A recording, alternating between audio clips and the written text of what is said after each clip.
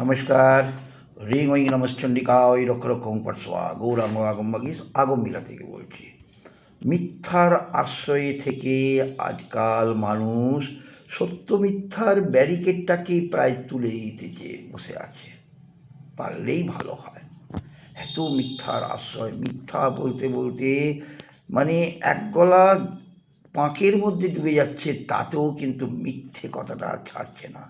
একাধিক মিথ্যা, যেটা করেনি সেটা বলছে করেছি, যেটা হয়নি সেটাকে বলছে হয়েছে, যেটা সম্ভবপর নয় সেটাকেও সম্ভবপর করে দেওয়ার চেষ্টা করছে মানুষ। এটা কি করে সম্ভব, কি করে বলে?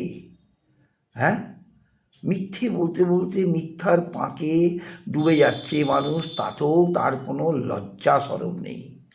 বেমালুম মিথ্যে কথা বলে যাচ্ছে। মিথ্যে যেন একটা চরম সত্যের থেকেও আরও অনেক হাই প্রোফাইল হয়ে গেছে মিথ্যে।